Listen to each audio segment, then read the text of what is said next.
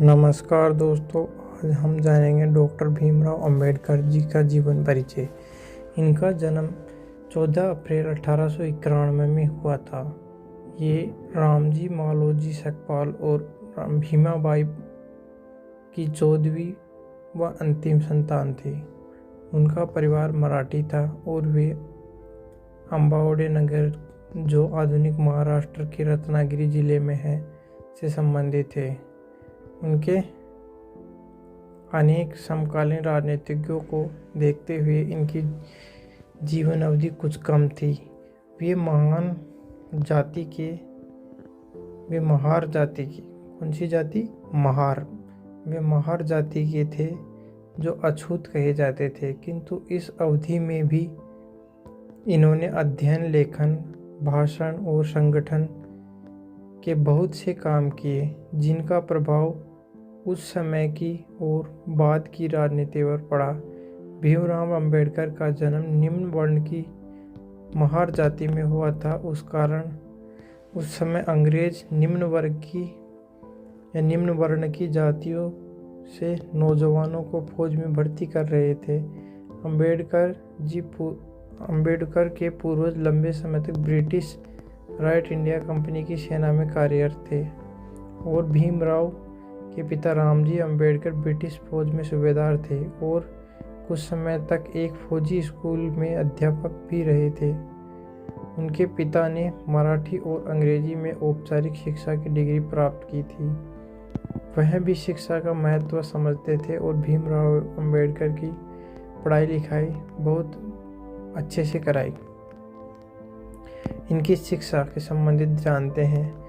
अछूत समझी जाने वाली जाति में जन्म लेने के कारण अपने स्कूली जीवन में अंबेडकर को अपने अपमानजनक स्थिति का सामना करना पड़ा। इन सब स्थितियों का धैर्य और वीरता से सामना करते हुए इन्होंने स्कूली शिक्षा समाप्त की, फिर कॉलेज की पढ़ाई शुरू की। इस बीच पिता का हाथ तंग हुआ, खर्चे की कमी हुई। एक मित्र उन्हें बड़ौदा के शासक गायकवाड़ के यहाँ ले गया। गायकवाड़ ने उनके लिए स्कॉलरशिप की व्यवस्था कर दी और अंबेडकर ने अपनी कॉलेज की शिक्षा पूरी की। 1907 में मैट्रिकुलेशन पास करने के बाद बड़ौदा महाराज की आर्थिक सहायता से वे एल्फिंस्टन कॉलेज में 1912 में ग्रेजुएट हुए।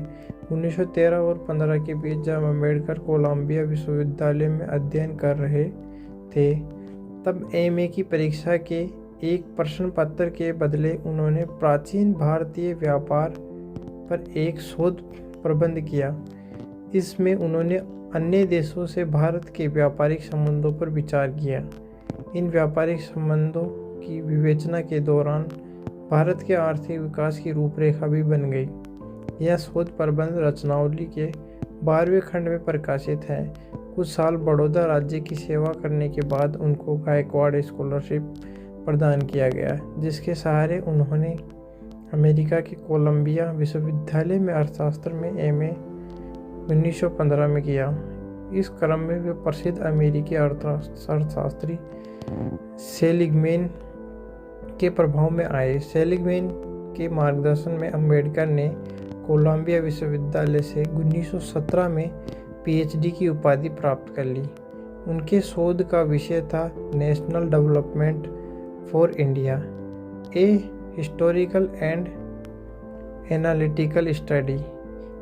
इसी वर्ष इन्होंने लंदन स्कूल ऑफ इकोनॉमिक्स में दाखिला लिया, लेकिन साधनाभाव में अपनी शिक्षा पूरी नहीं कर पाए।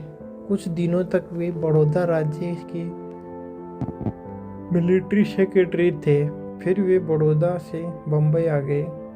कुछ दिनों तक वे सिडेनहैम कॉलेज बम्बई में राजनीतिक अर्थशास्त्र के प्रोफेसर भी रहे।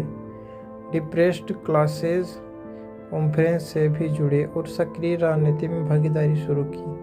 कुछ समय बाद उन्होंने लंदन जाकर लंदन स्कूल ऑफ इकोनॉमिक्स में अपनी अधूरी पढ़ाई पूरी की। इस तरह विपरीत परिस्थितियों में पैदा होने के बावजूद अपनी लगन और कर्मठता से उन्होंने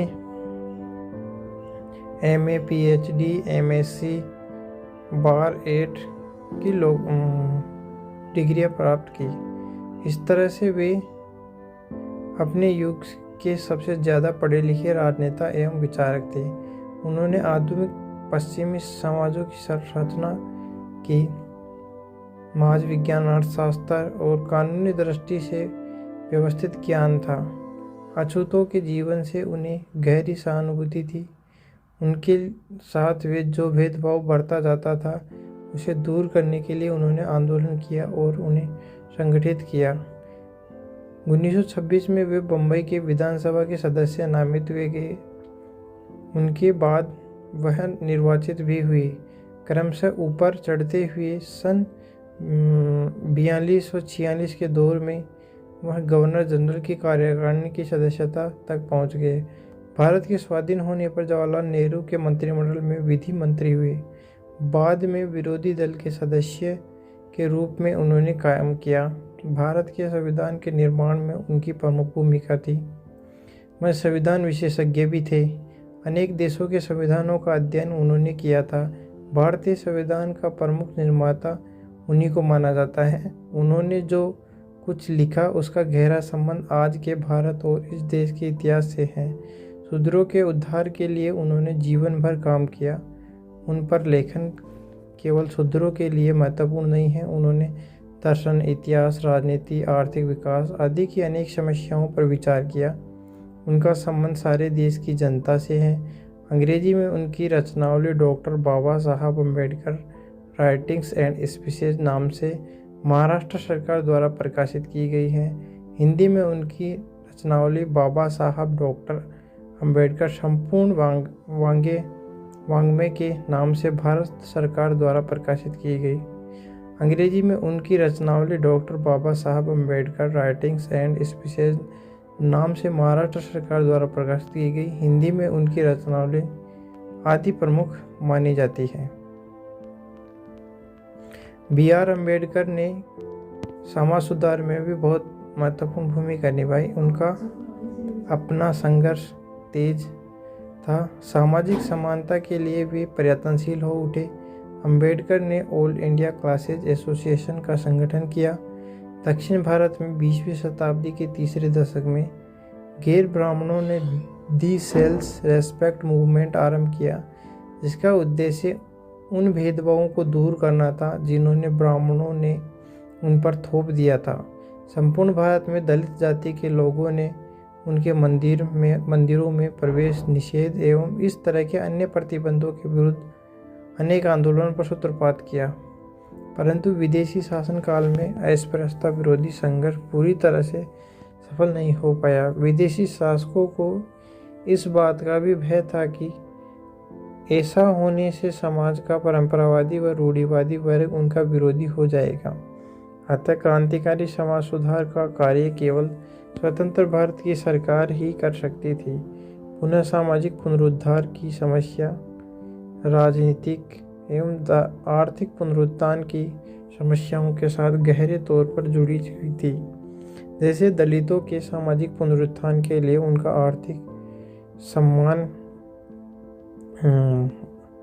आर्थिक पुनरुत्थान सम्मान आवश्यक था। इसी प्रकार से उनके लिए बीच शिक्षा का और राजनीतिक अधिकार का भी अनिवार्य थे।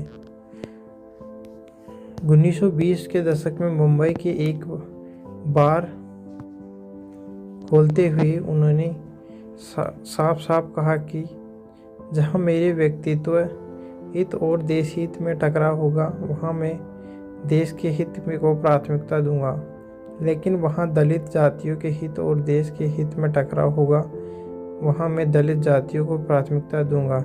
वे अंतिम समय तक दलित वर्ग के मसीहा और उनके जीवन पर्यंत अछूतोद्धार के लिए कार्य किया।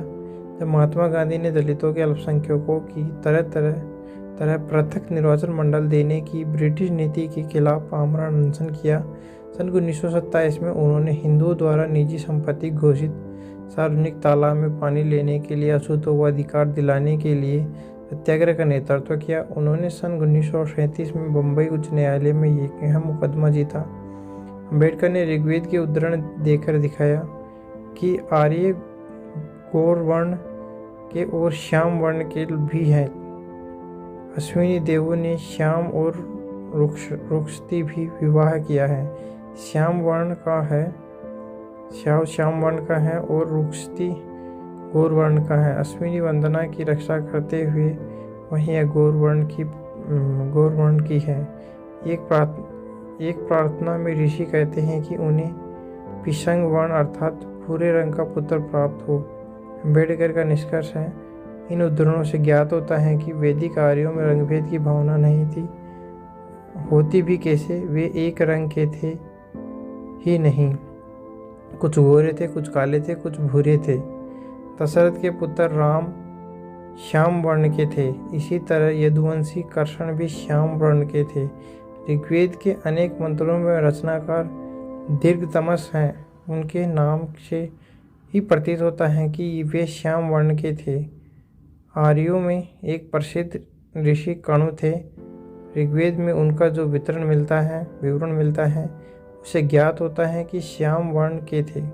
इस तरह अम्बेडकर ने इस धारणा का खंडन किया कि आर्य गोरी नस्ल के ही थे। अम्बेडकर ने मंदिरों में अछूतों को प्रवेश करने के लिए अधिकार को लेकर भी संघर्ष किया। वह लंदन में हुए गोलमेज सम्मेलन में शिष्टमंडल के भी सदस्य थे, जहां उन्होंने अछूतों के लिए अलग निर्वाचन मंडल की मांग की। महात्मा गांधी ने इन्हें हिंदू समाज में विभाजनक मानते हुए विरोध किया। 1931 में ब्रिटेन के प्रधानमंत्री को संबोधित करते हुए अम्बेडकर ने गोलमेज सम्मेलन में कहा, ब्रिटिश पार्लियामेंट और प्रवक्ताओं ने हमेशा ये कहा कि दलित वर्ग की ट्रस्टी है। मुझे विश्वास है कि यह बात सभ्य लोगों की झूठी बात नहीं है।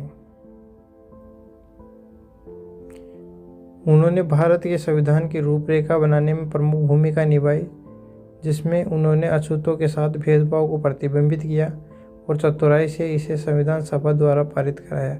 सरकार में अपना प्रभाव घटने से निराश होकर उन्होंने सन 1951 में त्यागपत्र दे दिए। सन 1956 में वह नागपुर में एक समारोह में 2 लाख अछूत जातियों के साथ हिंदू धर्म त्याग कर बौद्ध बन गए, क्योंकि छुआछूत अब भी हिंदू धर्म का अंग बनी हुई थी। डॉक्टर अम्बेडकर को सन 1990 में मरणोपरांत भारत रत्न से संबोधित किया गया। ये ओला नासिक में 13 अक्टूबर 1935 में अम्बेडकर ने एक रैली में संबोधित किया। अम्बेडकर को सरकारी लॉ कॉलेज का प्रधानाचार्य नियुक्त किया गया और इस पद पर उन्होंने 2 वर्ष तक कार्य किया। इसके चलते अम्बेडकर बम्बई में बस गए। उन्होंने यहाँ एक बड़े घर का निर्माण किया, जिसमें उन्हें निजी पुस्तकालय में 50,000 से अधिक पुस्तकें थी। इसी वर्ष उनकी पत्नी रमाबाई की एक लंबी बीमारी के बाद मृत्यु हो गई। रमाबाई अपनी पुत्री से पहले तीर्थ यात्रा के लिए खड़गपुर जाना चाहती थी, पर अम्बेडकर ने उन्हें इसकी इजाज़त नहीं दी। अम्बेडकर ने कहा कि उस हिंदू तीर्थ में जहां उनको अछूत माना जाता है वहां जाना उचित नहीं होगा। इसके बजाय उन्होंने उनके लिए एक नया खड़गपुर बनाने की बात कही। भले ही अस्पृश्यता के खिलाफ उनकी लड़ाई को भारत भर में समर्थन हासिल हो रहा था, पर उन्होंने अपना रवैया और अपने विचारों को रूढ़िवादी हिंदुओं के प्रति और कठोर पर कर लिया। अम्बेडकर 1948 से मधुमेह से पीड़ित थे और वो जून से अक्टूबर 1954 तक बहुत बीमार रहे। राजनीतिक मुद्दों से परेशान अम्बेडकर का स्वास्थ्य बद से बदतर होता चला गया। 1955 के दौरान किए गए लगातार काम ने उन्हें तोड़कर रख दिया। अपनी अंतिम पांडुलिपि बुद्ध और उनके धम्म को पूरा करने के 3 दिन के बाद 6 दिसंबर 1956 को अम्बेडकर की मृत्यु नई दिल्ली में उनके घर में हो गई। 7 दिसंबर को चौपाटी समुद्र तट पर बौद्ध शैली में उनका अंतिम संस्कार किया गया, जिसमें सैकड़ों हजारों समर्थकों, कार्यकर्ताओं और प्रशंसकों में भाग लिया। एक स्मारक अम्बेडकर के दिल्ली स्थित उनके घर 26 अलीपुर रोड में स्थापित किया गया। अम्बेडकर जयंती पर सार्वजनिक अवकाश रखा जाता है, अपने समुदायों को उनका संदेश भेजा जाता है। तो आज हमने जाना अम्बेडकर के बारे में। उम्मीद करता हूँ सभी दोस्तों को समझ में आया होगा। जय हिंद, जय भारत।